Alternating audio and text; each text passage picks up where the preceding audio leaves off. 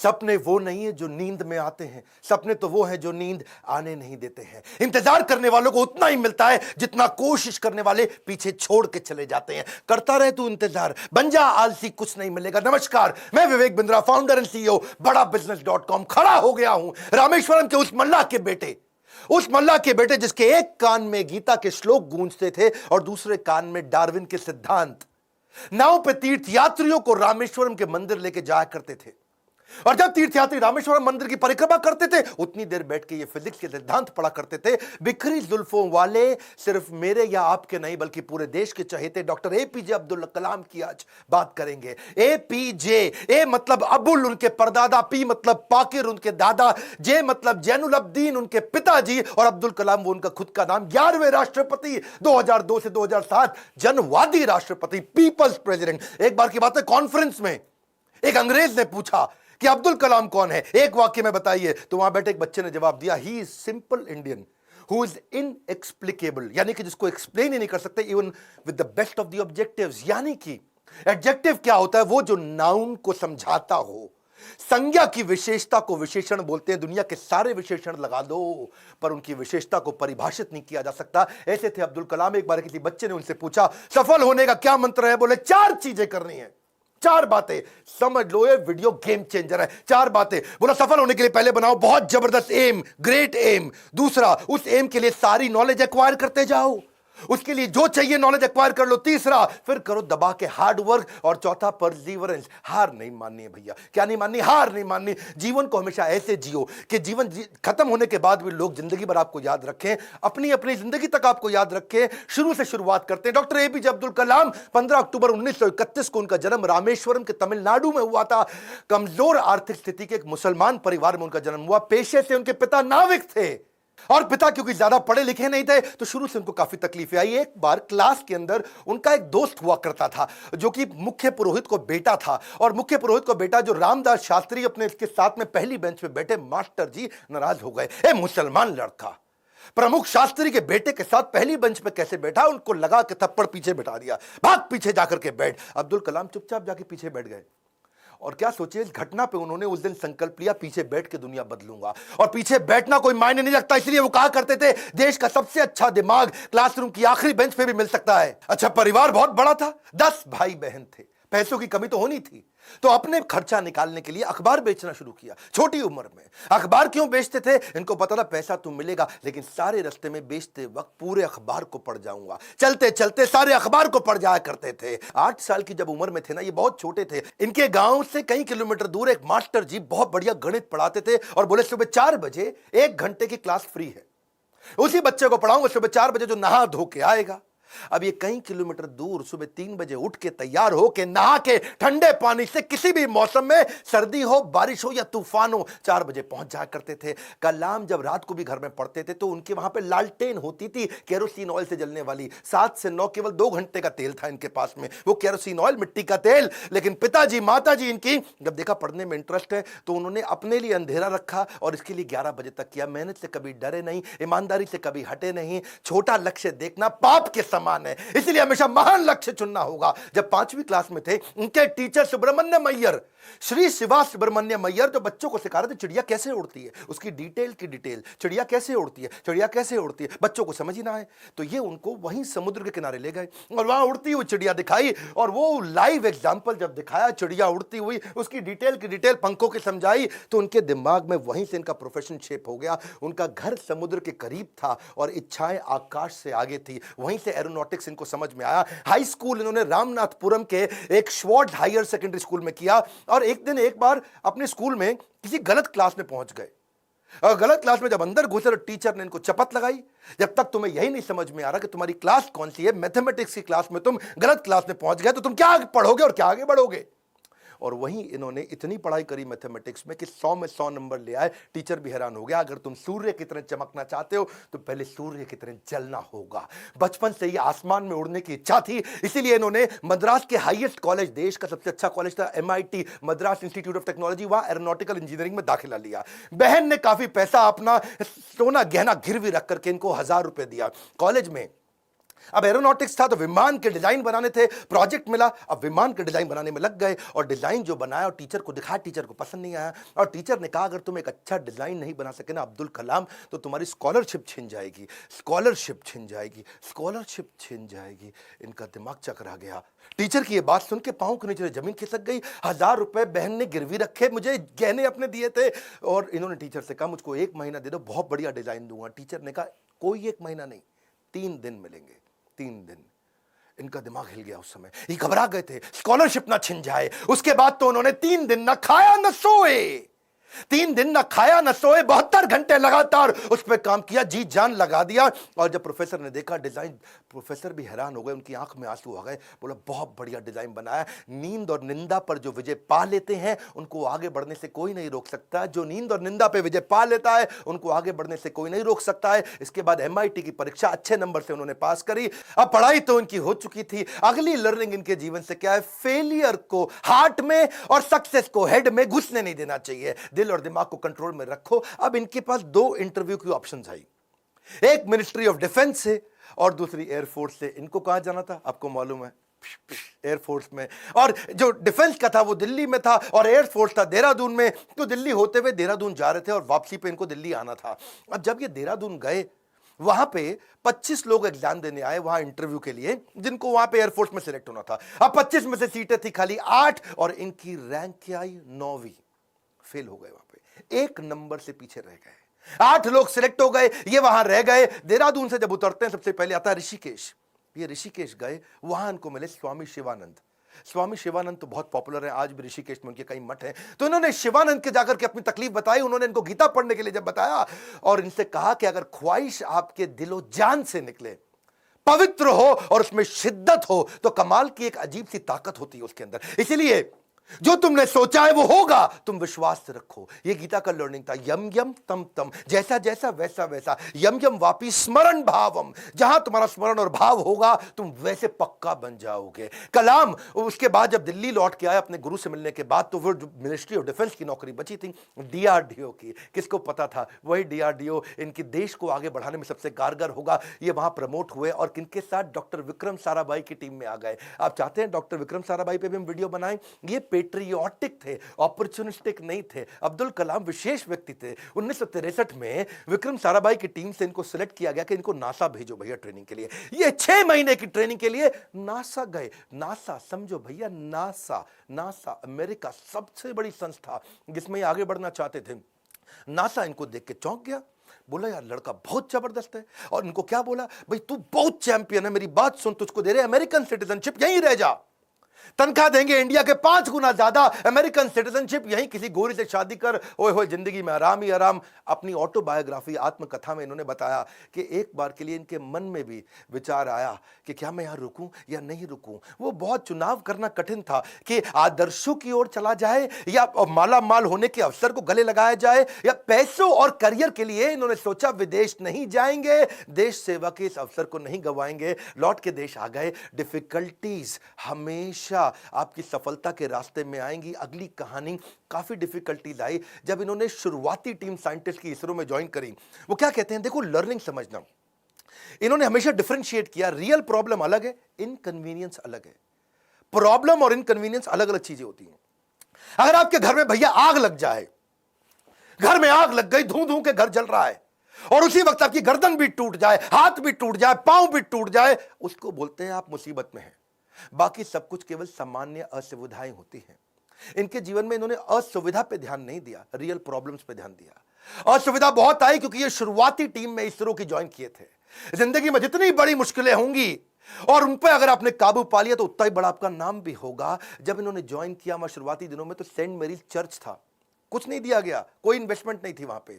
Saint Mary's church को इन्होंने अपना ऑफिस बनाना पड़ा इनको। वहां सारे साइंटिस्ट इंजीनियर जो नासा से ट्रेन होकर आए थे वो चर्च में बैठ के ऑफिस में बैठे और बीच पे उन्होंने समुद्र के किनारे अपना रॉकेट का लॉन्च पैड बनाया और जो अस्तबल होता है या बल्कि कैटल शेड जो गौशाला होती है वहां की लेबोरेटरी बन गई। बिशप जो चर्च के फादर थे उनके घर को इन्होंने अपना वर्कशॉप बनाया। साइकिल पे और बुल्लक कार्ट समझते हैं, बैलगाड़ी है जी, धीरे धीरे चक्का चलता या खुद ही साइकिल पे रॉकेट रख रख के ले जा रहे थे। रॉकेट के छोटे छोटे पार्ट वाटर सैटेलाइट, आज भी फोटोग्राफ्स हैं। सारी डिफिकल्टीज के बीच में इन्होंने पहला साउंडिंग रॉकेट 1963 में लॉन्च किया था। ये इतना मशगूल हो गए भैया काम में, इतना मशगूल हो गए, इनकी सगाई फिक्स हो गई थी। उस समय ये 32 साल की उम्र थी, इनकी सगाई फिक्स हो गई, ये काम में लगे रहे, भैया रॉकेट जाएगा, रॉकेट जाएगा, देश का पहला रॉकेट जाएगा। ये सगाई पे जाना भूल गए लोग बेचारे, वहां मंडप पे इंतजार करते रहे। मंडप तो नहीं, रिंग सेरेमनी थी, वहां इंतजार ही करते रह गए। अरे अब्दुल कलाम आएगा, अब्दुल कलाम रॉकेट बनाने में लगे थे देश के लिए। जीवन में कठिन दौर से गुजरते वक्त ये मत सोचिए कि ये जिंदगी में कठिनाइयां हमेशा रहेंगी। ये कठिनाइयां आई हैं और चली जाई हैं, चली जाएंगी। इन्होंने गीता हाथ में पकड़ ली थी, इनको इनके गुरु ने दिया था, और गीता में क्या बताया, आगाम पाइनो, कठिनाइयां आएंगी और चली जाएंगी। 1969 में इसरो के डायरेक्टर की जब इनको कमान दी गई तो उन्होंने सोचा कि क्यों नहीं SLV-3। SLV-3 क्या होता है? ये एक होता है सैटेलाइट लॉन्च व्हीकल, यानी कि कभी सैटेलाइट को भेजते हैं तो उसका एक लॉन्च व्हीकल चाहिए होता है। एक होती है गोली ठा और एक होती है गोली के लिए बंदूक जिससे गोली निकलती है, तो एक लॉन्च व्हीकल होता है जिससे सैटेलाइट को भेजते हैं और जो अपने ऑर्बिट में जाके सेट होता है। तो जब इनके पास पैसा नहीं था वहां पे, इन्होंने क्या कहा कि भैया SLV-3 के लिए काम करूंगा और PSLV के लिए काम करूंगा। SLV-3 में 1 रुपया लगेगा, PSLV में 1 रुपया लगेगा, तो दोनों मिला के 2 रुपया लग जाएगा। तो ऐसा करते दोनों को एक साथ करने का जुगाड़ करता हूं, 1 रुपये 20 पैसे में कर दूंगा, 80 पैसा बच जाएगा। तक थोड़े कम खर्चे के अंदर दोनों प्रोजेक्ट पूरे कर दिए। इसके लिए उन्होंने सरकार से फंड मांगा, इंदिरा गांधी ने बोला फंड नहीं है, पब्लिकली मना कर दिया, प्राइवेटली थोड़ा सा फंड इनको दिया, और थोड़ा सा फंड मिलने के बाद ये जी जान से अपने प्रोजेक्ट पर लग गए। अब अब्दुल कलाम है भैया, 18 घंटे रोज काम करते थे, साल के 365 दिन, लीप ईयर में 366 दिन भी काम करते थे। 1969 से 1989 तक 10 साल इन्होंने अपना जी जान से मेहनत किया। केवल 2 बार छुट्टी ली, एक बार पिता के देहांत पे, एक बार माता के देहांत पे। बाकी दिन कोई सैटरडे संडे नहीं, 15 अगस्त 26 जनवरी नहीं। 10 साल के कठिन परिश्रम के बावजूद 1979 में इनका SLV-3 satellite launch vehicle fail हो गया। और जब फेल हुआ तो ये बहुत घबरा गए, क्योंकि उस समय ये इसके ऊपर पूरा देश देख रहा था इनको, पूरी दुनिया की मीडिया देख रही थी इनको, हताश हो चुके थे। और उस परिस्थिति में इनके जो प्रोफेसर सतीश धवन जो चेयरमैन थे उस समय, उन्होंने इनको बुलाया कि आओ अब्दुल कलाम, चलो मीडिया इंतजार कर रही है, वहां जाके बात करना होगा। कलाम घबराए हुए थे, अब सब कुछ मेरे ऊपर आ जाएगा, क्योंकि ये मिशन डायरेक्टर, प्रोजेक्ट डायरेक्टर थे। As a mission director, project director, इनके फेलियर पे पूरी दुनिया देख रही थी। और जब सतीश धवन ने इनको बुलाया तो ये और घबरा गए, अब मीडिया को क्या जवाब दूंगा। मीडिया ने कहा करोड़ों रुपया तुमने देश का लगा के बर्बाद कर दिया, तुम्हारे को क्या अधिकार था। और वहीं प्रोफेसर सतीश धवन ने माइक ले लिया और माइक लेकर के क्या बोला, ये टीम बहुत जबरदस्त है, पहली बार किया है, फेल हुए हैं, 1 साल के अंदर यही टीम दोबारा इसी SLV-3 को लॉन्च करेगी। और दुगनी ऊर्जा भर दी टीम के अंदर। सारे फेलियर को, अब्दुल कलाम के फेलियर को उन्होंने अपने ऊपर ले लिया। ये देख करके अब्दुल कलाम हैरान हो गए। 1 साल दोबारा जी जान से मेहनत करी, इंटेलिजेंस आ चुकी थी, और इस बार SLV-3 जब सफल हो गया तो उसके बाद फिर अब दोबारा प्रोफेसर धवन ने माइक इस दफा कलाम जी के हाथ में दे दिया। बोला अब तुम सफल हो गए हो, अब जवाब तुम दोगे। अब्दुल कलाम हैरान हो गए, बोले this is called leadership. How to handle success ये सबको आता है, हाउ टू हैंडल फेलियर ये प्रोफेसर धवन ने सिखाया कि जब मैं सफल होऊंगा तो टीम को क्रेडिट दे दूंगा, और जब विफल होऊंगा तो सारा का सारा फेलियर अपने ऊपर ले लूंगा। इस बात से प्रभावित आगे चल के इंदिरा गांधी भी हो गई, और देखा क्या उन्होंने कि ये दोनों ने बहुत जबरदस्त काम किया। उन्होंने प्रोफेसर धवन को बोला मैं अब्दुल कलाम से मिलना चाहती हूं, इन्होंने अब्दुल कलाम को बोला आ जाओ भैया, इंदिरा गांधी मिलना चाहती हैं। वो बोले भाई मेरे पास तो कपड़े नहीं, मैं चप्पल में फटी हुई घूम रहा हूं, मैं कैसे अब उनके आकर के मिलूंगा। तो उन्होंने कहा कि भाई कलाम तुम पहले से ही सफलता का सूट पहने हुए हो, कलाम तुमने पहले से ही सफलता का सूट पहना है, कपड़ों का सूट नहीं चाहिए। और उन्होंने जाकर के वहां जब इंदिरा गांधी से मिले, बड़ी प्रभावित थी। उन्होंने कहा कि अब तुम्हारे को डिफेंस में और काम करना पड़ेगा। इस समय चाइना भी, पाकिस्तानी भी, आजू बाजू सब लोग मिसाइल की तैयारियां कर रहे हैं, तुम मिसाइल बनाओ हमारे देश के लिए। और उसी समय अटल बिहारी वाजपेयी से भी उनकी पहली मुलाकात हुई। अटल से जब उन्होंने हाथ मिलाने के लिए आगे बढ़ा तो अटल इनसे हाथ नहीं मिलाए, अटल बिहारी जी इनको गले लगा लिए। इंदिरा गांधी मुस्कुराई, बोलिए ध्यान रखना अटल बिहारी जी ये मुसलमान है। अटल बिहारी बोले ये मुसलमान बाद में हैं, पहले हमारे देश के नागरिक हैं और हमारे देश के महान साइंटिस्ट हैं। अब्दुल कलाम उनको देख के बहुत मुस्कुराए।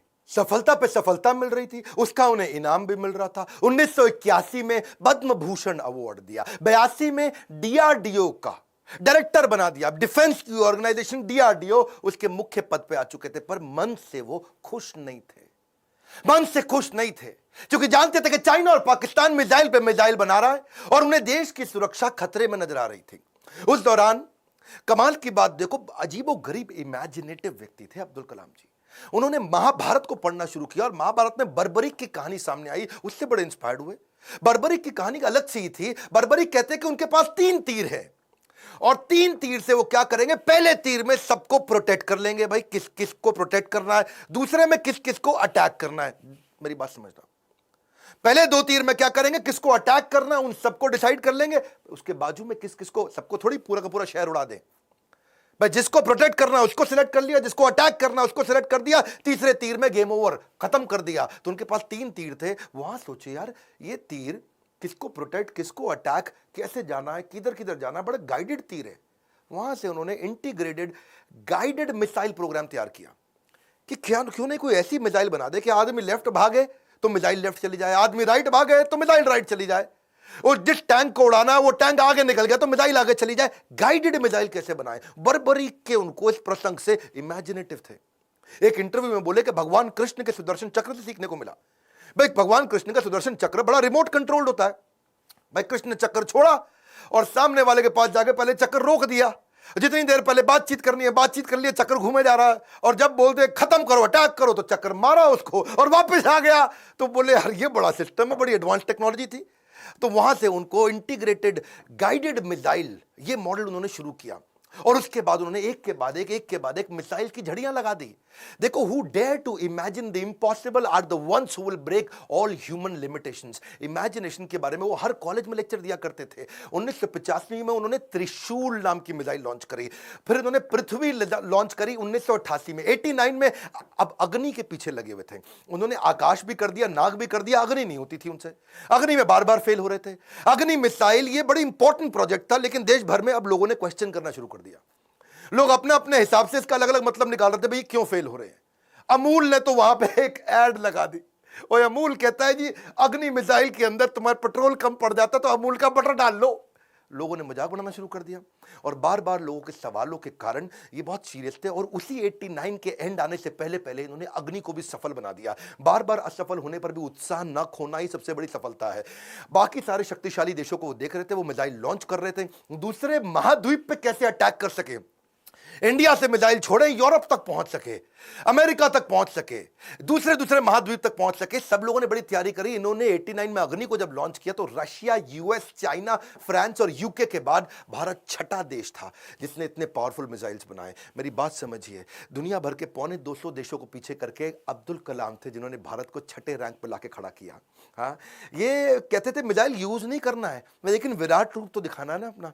10वें अध्याय के बाद जब भगवान कृष्ण ने देखा कि अर्जुन उबासी ले रहा, अर्जुन सीरियस नहीं ले रहा, तो मैं विराट रूप दिखाऊं। और जब कृष्ण ने विराट रूप दिखाया, कृष्ण ने मारा नहीं, किसी को विराट रूप दिखाया, अर्जुन एकदम लाइन पे आ गया, बात समझ आ गई बात। इसीलिए कभी कभार बाजू का पाकिस्तान, चाइना जब आंख दिखाए तो विराट रूप दिखा दो, थोड़ी मिसाइल छोड़ देंगे, विराट रूप दिखा दो, अपने आप लाइन पे आ जाए, समझ आ गया, वापस आ जाओ, सॉरी। तो ऐसा अब्दुल कलाम जी ने स्ट्रांग बनाया। उनकी मेहनत 1993 में और रंग लाई जब पीएसएलवी को भी उन्होंने सफल कर दिया। आज वही कलाम जी की देन है कि पीएसएलवी से हमने 10 रुपए किलोमीटर के कम खर्च पे भी मंगल तक सफर पूरा कर लिया जी। 2014 में हॉलीवुड की मूवी में जितना खर्चा था उससे कम के अंदर तो हमने मंगल का सफर कर लिया। 2017 में ये अब्दुल कलाम जी थे जिनके चलते 104 सैटेलाइट एक रॉकेट से लॉन्च किए। दुनिया में सबसे सस्ता अफोर्डेबल प्रोग्राम ये अब्दुल कलाम जी की देन थी। 1979 में वही कलाम थे, वही भारत था, कोई देश मदद नहीं कर रहा था। ये 1979 था और आज 2017 में ये कलाम जी की देन है जब दुनिया भर के देश इंडिया के पास आए, भाई हमारा भेज दो यार, अपने रॉकेट में हमारा भी भेज दो। हमने यूएस की मदद करी, नीदरलैंड की करी, स्विट्जरलैंड की करी, इजराइल की करी, कजाकिस्तान की करी, यूएई की करी, और हमारे 100 मिलाकर के 104 सैटेलाइट एक साथ भेजे थे। ये अब्दुल कलाम जी की देन है। अच्छा वापस चलते हैं 93 के पीएसएलवी जब उन्होंने इसको सफल बनाया, उसी समय न्यूक्लियर पावर की बातचीत दुनिया भर में बहुत हो रही थी। इन्होंने देखा कि भाई अमेरिका धमकियां भी बहुत दे रहा था। अब बात यह है कि धमकियों से डरना पुरुषार्थ से बेईमानी है, और जो देश के लिए कुछ भी कर गुजरे वही सच्चा हिंदुस्तानी है। कलाम जी सच्चे हिंदुस्तानी थे। उन्होंने 3 तरकीबें अपनाई। पहली, जितने भी अपने साइंटिस्ट हैं उनको आर्मी की वर्दी में डाल दो, सैटेलाइट को समझ ही ना आए कि भाई ये तो नॉर्मल आर्मी घूम रही है, ये कोई साइंटिस्ट थोड़ी है, ये तो नॉर्मल आर्मी है, पहला। दूसरा, जब भी ये कोई काम करेंगे उसी समय के बीच में करेंगे जब एक सैटेलाइट जाएगा और दूसरा आने वाला, उसके बीच में कर लेंगे। एक आएगा एक जाएगा, उसके बीच में कर लेंगे। एक आएगा एक जाएगा, उसके बीच में कर लेंगे। तो ये उतने ही टाइम में तैयारी करते थे। और तीसरा, काम खत्म होने के बाद जमीन को एकदम साफ सुथरा ऐसे सेट करते थे, जब सैटेलाइट आएगा पता ही नहीं चलता कुछ हुआ यहाँ पे, ओए आर्मी वाले आराम से घूम रहे हैं। अमेरिका को पता नहीं लगने दिया। 1992 से 97 लगातार उन्होंने काफी काम किए। आसपास के गांव और अन्य लोगों को कभी नहीं पता चला कि यहां हुआ क्या है, और यही मेहनत उनकी रंग लाई। 1998 में भारत ने ऑपरेशन शक्ति के नाम से परमाणु परीक्षण कर दिया, चुपचाप कर दिया। आज इन्हीं प्रयासों से भारत परमाणु समृद्ध बन पाया है। 5 देश थे उस समय में, फ्रांस था, यूएस था, रशिया, यूके और चाइना। ये 5 देश थे। हमें किसी से दिक्कत नहीं थी, हमें चाइना से दिक्कत थी, क्योंकि चाइना चुपचाप उस समय पाकिस्तान को भी परमाणु शक्ति दे रहा था। वो तो आपको पता ही है जी, है वो तो उसका नाजायज, मैं जरा नहीं बोलूंगा। तो उसके चक्कर में, पाकिस्तान और चाइना के चक्कर में यहां इंडिया ने काम पूरा कर दिया। उनके लगातार प्रयासों के चलते 1997 के अंदर उनको भारत रत्न दिया गया। 41 साल तक उन्होंने भारत की सेवा करी। 1999 में वो रिटायर हुए। उन दिनों वाजपेयी जी एक्शन में चल रहे थे इधर, यहां ये रिटायर हुए, वाजपेयी जी एक्शन में। उन्होंने फोन मिला दिया, ओ हाँ भी कलाम जी, बात सुनो यार, अपना मंत्रिमंडल हम बना रहे हैं, तुम्हारे को हम मिनिस्ट्री देना चाहते हैं, आ जाओ यार। तुम बुद्धिमान आदमी हो, विजनरी लीडर थे। वाजपेयी जी अपने आप में विजनरी थे। बोले अब्दुल कलाम को लूंगा तो बहुत अच्छा रहेगा, माइनॉरिटी भी हमारे साथ जुड़ेगी, बुद्धिमत्ता भी मिलेगी, इंटेलिजेंस भी बिल्ड होगा। अब्दुल कलाम जी को कन्विंस करने में लगे। कलाम जी बोले 1 दिन बाद बताऊंगा जी। 1 दिन बाद कलाम जी ने फोन कर दिया कि जी मैं अस्वीकार करना चाहता हूं, और मिल करके फिर जाके बोला कि मुझको एक नई पीढ़ी तैयार करनी है जो भारत को विश्व गुरु बना सके। एक नई पीढ़ी तैयार करने के लिए मैं कॉलेजेस में पढ़ाना चाहता हूं। अपनी टीचिंग के प्रोफेशन के लिए अन्नामलाई यूनिवर्सिटी तमिलनाडु साउथ वापस चले गए। अगली बार यहां तो सब ठीक हो गया। अब जब राष्ट्रपति बनने का समय आया 2002 में, कई लोगों का नाम आया, बहुत सी चीजें आगे पीछे हुई, और उन्हीं दिनों जब वो नाम आया तो फिर से यहां घंटी बजते रही इनके ऑफिस के अंदर, कलाम जी के। और जब ऑफिस में घंटी बजती रही, किसी को नहीं पता चला, तो किसी ने, इनके वाइस चांसलर ने इनके यूनिवर्सिटी में जाके भाग के कलाम जी को बोला, अरे कलाम जी आपके यहां प्रधानमंत्री जी का फोन आ रहा है बार बार। कलाम जी गए, उन्होंने फोन उठाया, तो नमस्कार, बातचीत शुरू हुई। तो वाजपेयी जी ने कहा, देखिए एक रिक्वेस्ट करूंगा, अब मना नहीं करना, पिछली बार आपने मना किया था, अब नहीं करना। तो कलाम जी ने पूछा, कहिए क्या रिक्वेस्ट है। वाजपेयी जी बोले, हम आपका नाम देश का राष्ट्रपति बनाने के लिए रिकमेंडेशन देना चाहते हैं, आप हाँ कर दीजिए। अब्दुल कलाम जी मुस्कुराए और बोले 1 घंटे का समय दीजिए। 1 घंटे के बाद वो वापस गए, उन्होंने फिर फोन किया और स्वीकार कर लिया। बोला ठीक है, मैं इसके लिए तैयार हूं। अब कलाम जी का राज्य अभिषेक होना था, जैसे भगवान राम का राज्य अभिषेक हुआ 14 साल के वनवास के बाद में। और भगवान राम जब वापस आए और उनका अभिषेक, तो अभिषेक के समय पर उनके भाई ने उनसे पूछा कि आप किस किस को राज्य अभिषेक में बुलाना चाहते हैं। तो भगवान ने बोला 14 साल में था नहीं, मेरे यहाँ कोई दोस्त है नहीं, और जो हमारे दोस्त थे उन सबको आप जानते ही हैं, आपने सबको इन्वाइट कर ही लिया होगा। और इतने में भगवान राम ने कहा, हाँ, पर इस वनवास के दौरान मेरा एक दोस्त बना था। वही शुरुआत के जो साल थे, उन दिनों एक नाविक हमें नदी पार कराया करता था, केवट। वो केवट ने हमारी बहुत मदद करी है, वो हमारा मित्र है। उस केवट को बुला के लाओ राज्याभिषेक में। और केवट को लाके सबसे आगे भगवान राम के उस राज्याभिषेक में बुलाया गया था। ठीक उसी प्रकार जब अब्दुल कलाम जी से पूछा गया कि अब आपका भी राज्याभिषेक हो रहा है, you are going to become president of India, और कलाम जी ने कहा, आपने जिस जिसको बुलाना था सबको बुला लिया है। मेरे 2 ही मित्र हैं।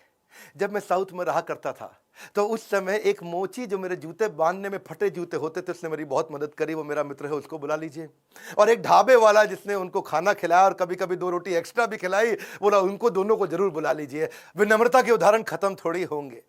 आमतौर पर जब व्यक्ति बड़ा होता है या राष्ट्रपति बन जाता है तो कहीं कहीं ट्रक लेकर के राष्ट्रपति भवन जाता है, और कहीं मल्टीप्लाइड एक्स्ट्रा ट्रक लेकर के बाहर निकलता है। पर अब्दुल कलाम जी केवल एक मात्र ऐसे राष्ट्रपति थे जो 2 सूटकेस से भवन में गए थे, और निकलते वक्त 2 ही सूटकेस लेकर के भवन से वापस आए थे। उनकी कुल संपत्ति में क्या था? कुछ नहीं था। एक रामेश्वर में उनका पैतृक घर जो उनके पिता ने बनाया था, 2500 उनकी किताबें, एक वीणा जिसको बजाने में उनको बड़ा आनंद आया करता था, वीणा बहुत बजाते थे, एक उनकी कलाई की घड़ी, एक सीडी प्लेयर जिसमें वो भजन सुना करते थे, एक लैपटॉप था, 6 कमीजें जिनमें 3 तो डीआरडीओ की दी थी, 3 उनकी खुद की थी, 4 पेंट थी टोटल जो 2 डीआरडीओ की दी थी, 2 उनकी खुद की थी, 3 सूट थे और 1 जोड़ी जूता। हाँ, लेकिन उनके पास खास बात क्या थी? 40 डॉक्टरेट थी। खुद पीएचडी की पढ़ाई कभी नहीं करी, कोई मेडिकल पीएचडी की पढ़ाई नहीं करी, पर जिस यूनिवर्सिटी जाते थे लोग उन्हें डॉक्टरेट देते थे। लॉ, इंजीनियरिंग, साइंस, कितनी तरह की doctorate, Padma Bhushan, Padma Vibhushan, Bharat Ratna, Veer Savarkar award, Ramanujan award, कई प्रकार के इनको अवार्ड मिले।